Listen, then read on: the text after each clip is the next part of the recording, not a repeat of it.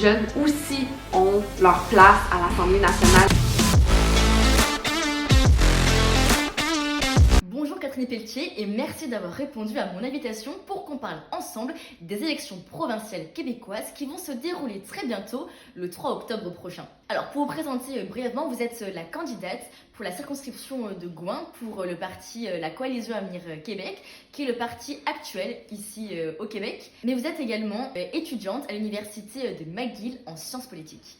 Oui, exactement. Je termine mon bac puis je rentre à la maîtrise en janvier à l'Université de Montréal. En 2018, votre parti politique a mis fin à un demi-siècle d'alternance entre les deux partis historiques, le Parti libéral et le Parti québécois. Comment expliquez-vous cette victoire et qu'est-ce qui fait la force de votre parti politique? Je pense que les Québécois étaient tannés de parler de souveraineté dans le sens où on parle de fédéralisme, de souveraineté, puis c'était vraiment cette alternance entre le PQ, le PLQ qui a créé cette espèce de cycle sans fin, les années libérales, l'austérité. Les Québécois étaient tannés, puis on avait besoin d'une troisième option, une option qui vient parler du Québec comme qu'est-ce qui peut rendre le Québec meilleur sans rentrer dans la question du fédéralisme ou de la souveraineté. On veut parler du Québec, on veut parler des vraies choses. Alors justement, sur la question de la place du Québec au Canada, la CAQ défend un nationaliste autonomiste et non indépendantiste. Qu'est-ce que cela veut dire? La question sur la souveraineté qui anime le monde politique depuis longtemps n'est-elle pas dépassée aujourd'hui? Je pense que c'est pas une question qui est dépassée nécessairement, la souveraineté, mais je pense que c'est pas quelque chose qui est réaliste en ce moment. Puis quand on parle de réalisme, c'est un peu là où on va avec la CAQ, avec le nationalisme, autonomisme, où il faut que le Québec soit fier du Québec, faut être fier d'être québécois, puis il faut être autonome dans notre énergie verte, il faut être autonome dans notre économie en général. Puis une fois que ça va être fait, eh bien ensuite on verra, mais il faut d'abord arriver à une autonomie du Québec si on veut même pouvoir penser à la souveraineté, mais c'est pas une question qui est réaliste en ce moment. Le Québec est en pleine crise sociale du logement, en pleine crise économique avec une inflation record, et il y a bien évidemment la crise écologique.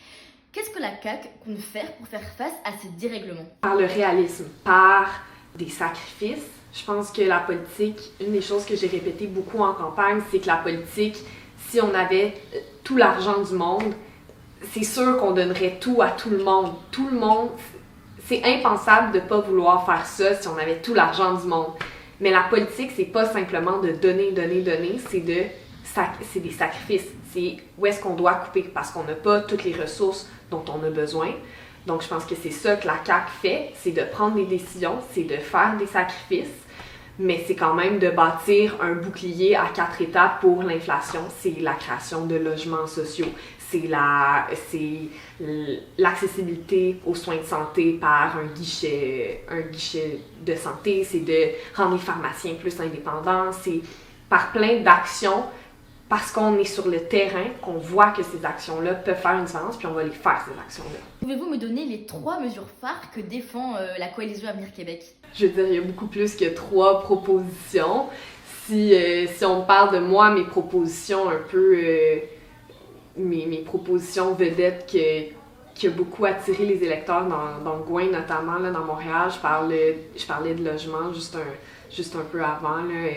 Donc, la création de nouveaux logements, de remettre de l'argent dans les portefeuilles des Québécois. Ça aussi, c'est quelque chose qu'à la CAQ, les gens adhèrent beaucoup. Donc, on parle de certains montants selon la tranche salariale dans laquelle les citoyens sont, mais ça va être un montant, par exemple, de 500 $ qui revient directement dans les poches des Québécois, ce qui augmente leur capacité d'achat, ce qui augmente leur capacité à juste rejoindre les deux bouts quand on est en pleine inflation.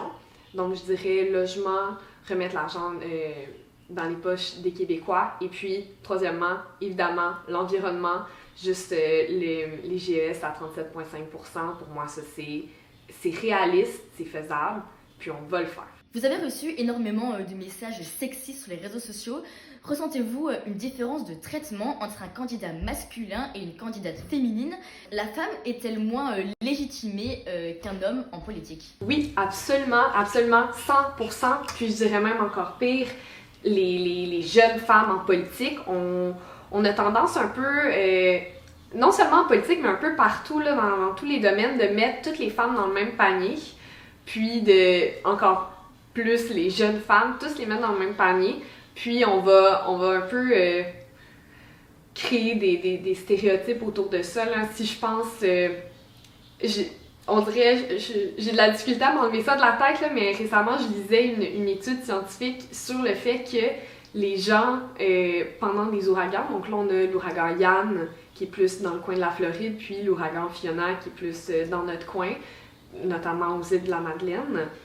Puis les gens ont moins tendance à écouter les mesures de sécurité mises en place quand c'est des ouragans nommés après des femmes que quand c'est des ouragans nommés après des hommes, parce qu'on le prend moins au sérieux.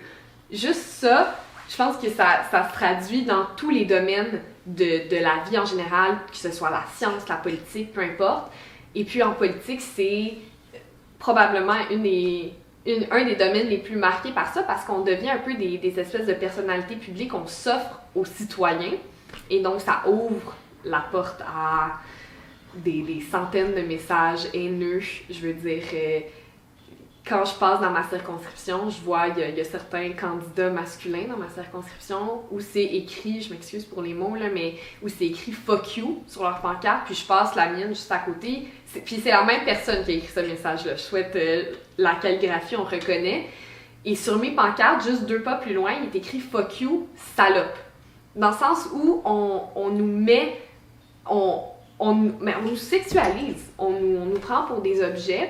Dans votre circonscription, vous êtes face à Gabriel Nadeau-Dubois, qui est le chef du Québec solidaire et qui, on le sait, est le grand favori de cette élection. Quel sentiment cela vous procure? Et est-ce que vous vous présentez par simple passion ou vous avez réellement un intérêt politique à gagner l'élection? Et je pense que le mot passion, c'est un terme qui est très bien utilisé, là. Puis pour moi, la CAQ, c'est pas juste, c'est pas transitoire, là, dans le sens où je suis vice-présidente de la relève caquiste, ça fait plusieurs années, j'ai été aux communications avant, j'ai été attachée politique pour une députée de la CAQ, dans le sens où les élections, c'est pas ma première étape, puis ce sera pas ma dernière étape avec la CAQ, ça c'est certain que je perde, que je gagne, peu importe.